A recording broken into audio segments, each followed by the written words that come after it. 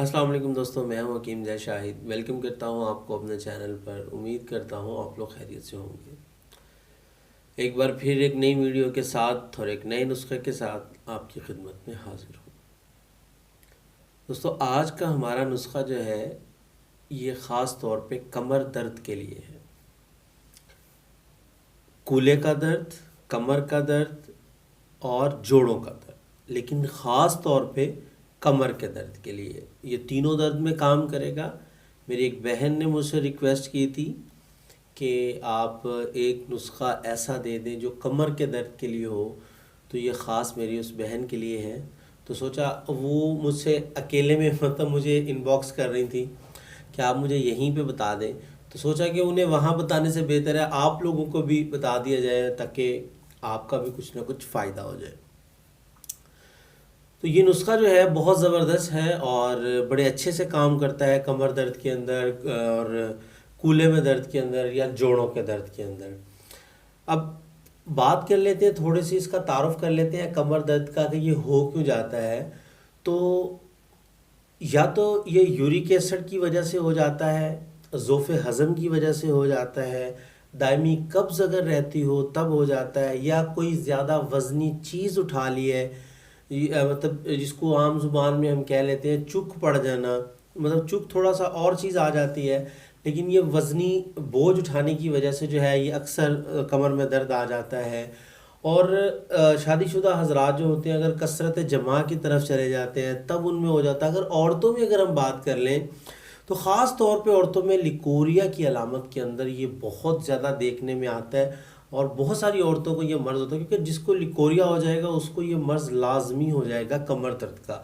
या उन औरतों में होता है जिनके अय्याम में हैज़ जो है वो ख़राब हो जाते हैं, मतलब आगे पीछे हो जाते हैं, कभी कम हो गए कभी ज़्यादा हो गए, तो ये चीज़ आ जाती है और इसमें फ़ौरी तवज्जो की ज़रूरत होती है। अब जब भी आपको कमर का दर्द स्टार्ट हो, बैक पेन हो, तो आप लोग फ़ौरी तौर पे इस पे तवज्जो दें, इसकी दवाई करें। अगर आप लोग इस पे तवज्जो नहीं देंगे तो ये मर्ज़ शिद्दत इख्तियार कर जाता है, मतलब ये बढ़ता जाता है और हमेशा का साथ हो जाता है इस दर्द का। और फिर मतलब मेडिसिन के साथ ही आदमी जुड़ जाता है और दवाई खाएंगे तो आराम आएगा, और फिर उठने बैठने से बंदा रह जाता है। एकदम से आदमी उठ नहीं सकता, बैठ नहीं सकता, सहारा लेके उठना पड़ता है। ये तमाम चीज़ें जो है इसमें आ जाती हैं। अब इसमें एहतियात भी मतलब ज़रूरी है, दवा के साथ साथ एहतियात का होना भी बहुत ज़रूरी है। तो एहतियात आप लोगों ने क्या करना है कि टेढ़ी कमर करके नहीं बैठना। अगर कमर में दर्द है तो टेढ़ी मतलब ऐसे जैसे टेक लगा के नहीं बैठना, सीधा बैठना है, हमेशा कमर को ऐसे स्ट्रेट रखना है आप लोगों ने। और दूसरा, वज़नी कोई चीज़ नहीं उठानी और बोझ नहीं डालना कमर पे। इन चीज़ों से आप लोगों ने एहतियात करनी है। और नुस्खा मैं आप लोगों को देने लगा हूँ, इंशाल्लाह बहुत ज़बरदस्त है और इस्तेमाल करेंगे आप लोगों को बहुत सा फ़ायदा होगा। तो आज का हमारा नुस्खा क्या है, इससे पहले कि हम नुस्खे की तरफ जाएं तो पहले आप चैनल को सब्सक्राइब कर लीजिए और नोटिफिकेशन की बेल को भी ऑन कर लीजिएगा ताकि मेरी हर नए आने वाली वीडियो आपको मिलती रहे। तो चलिए चलते हैं आज के अपने नुस्खा की तरफ। तो दोस्तों, हम आ चुके हैं अपने नुस्खा की तरफ। तो हमारे नुस्खा में आज सिर्फ 4 अज्जा हैं और ये 4 अज्जा कौन कौन से हैं मैं आपको इनका तारुफ करवा देता हूँ। सबसे पहले हमारे पास है असगंध नागौरी, अश्वगंधा भी कहते हैं। दूसरे नंबर पर हरमल, तुख्म अस्पंद भी कहते हैं। और तीसरे नंबर पर हमारे पास है सोरंजा शीरी। और चौथे नंबर पर है हमारे पास सूंठ। सूंठ खुश्क अदरक को कहते हैं। आप इसे ख़ुद भी तैयार कर सकते हैं अगर अदरक को खुश्क कर लें, या बाज़ार से पंसारी की दुकान से भी आपको मिल सकता है। अब आपने क्या करना है, आपने चारों चीज़ें हम वज़न लेनी है। मतलब अगर 50 ग्राम आप असगंध नागौरी लेते हैं तो 50 ग्राम हरमल लेंगे, 50 ग्राम ही सोरंजा शीरी लेंगे और 50 ग्राम ही आप लोग ये खुश्क अदरक लेंगे, ठीक है। अच्छा, एक बात का एहतियात ज़रूर किया करें कि आप कोई भी जड़ी बूटी जब आप परचेज़ करते हैं, ख़रीदते हैं, तो उसमें बहुत सा गंध होता है। जैसा कि मैं आपको अभी दिखाता हूँ, ये देखिए। अब इसमें जो हरमल के बीज हैं वो ये ब्लैक ब्लैक और ब्राउन ब्राउन है, और जो बीच में ये तिनके हैं इनको आप लोगों ने साफ़ कर लेना है। कोई भी आप जड़ी बूटी लेते हैं तो उसमें जो भी इजाफी चीज़ होती है उसे साफ़ कर लिया करें ताकि नुस्खे के ऊपर असर ना पड़े कि मतलब जो अज्जा है उसकी मिकदार कम ना हो। मतलब अगर ये 50 ग्राम है, अगर 10 ग्राम इसमें गन है तो आपके नुस्खा में हरमल 40 ग्राम रह गया। तो इसलिए ये चीज़ का ज़रूर एहतियात किया करें।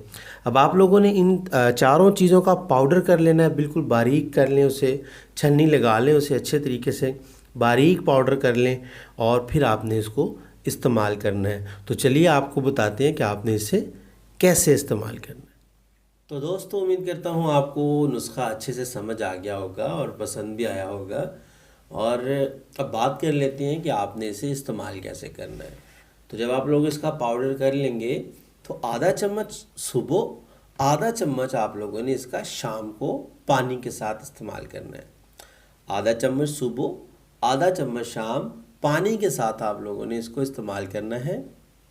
मैं पहले आप लोगों को एक बात बताना भूल गया कि जो दर्द लंगड़ी का दर्द कहते हैं या शैटिका जिसको बोलते हैं, जो एक टांग का दर्द होता है, ये इसका उसमें भी बहुत ज़बरदस्त वर्क है और बहुत तेज़ी से इफ़ेक्ट करता है। अगर शिद्दत का मर्ज़ हो तो पहली या दूसरी खुराक में ही अफाका हो जाता है।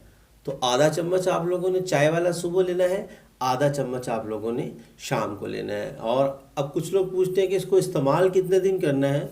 तो मर्ज़ की शिद्दत के हिसाब से इस्तेमाल की जाती है दवा।